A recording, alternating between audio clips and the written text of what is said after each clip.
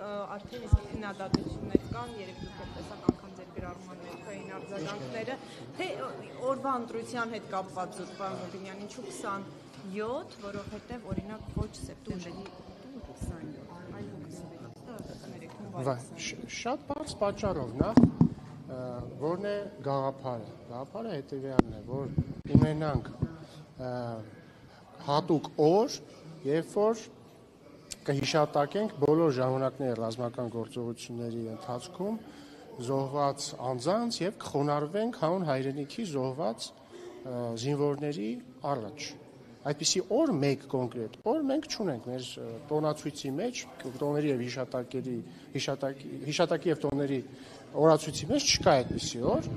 եւ կարծում ենք նման անհրաժեշտություն կա սահմանելու։ Ձեր նշած ամսաթվերը կոնկրետ պատերազմների, այսինքն նշեցիք սեպտեմբերի 27, դա կոնկրետ 44-օրյա պատերազմի սկզբի օրն է։ Այլ մարդիկ կարող են նշել, ասենք, ապրիլի 2-ը քառօրյայի սկիզբը, այլ մարդիկ կարող են նոյեմբերի 9-ը նշել որպես ավարտի օր։ Միտքը հետևյալն է, ես եւ մենք ուզում ենք ընտրել օր, որը նախ որևէ կոնկրետ ռազմական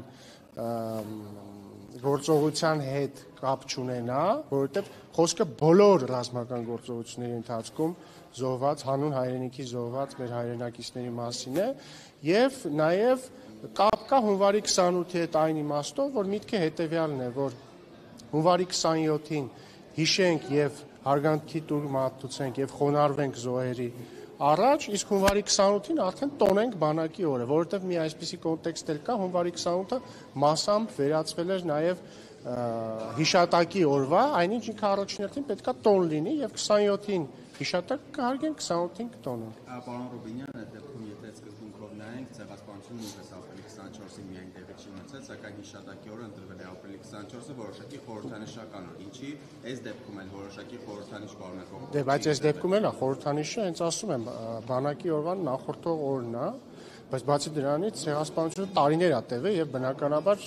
չեն այսինքն ինչ որ օր պիտի ընտրենք, կոնկրետ այդ դեպքում ընտրվել է խորհրդանշական։ Կոնկրետ այդ օր, այդքան խորհրդանշական, բայց նաև կոնկրետ օր եւ դա այն օրն էր, երբ որ հայ մտավորականներին ձերբակալեցին։ Հիմա կոնկրետ այս դեպքում մենք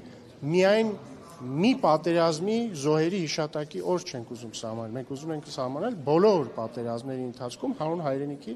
զոհվածների հիշատակի եւ խոնարհումի օր, սա է տրամաբանությունը, այլ որևէ դավադրապաշտություն պետք չի խնդրել եւ նաեւ բնականաբար այս օրը միտքը որն է, որ այդ օրը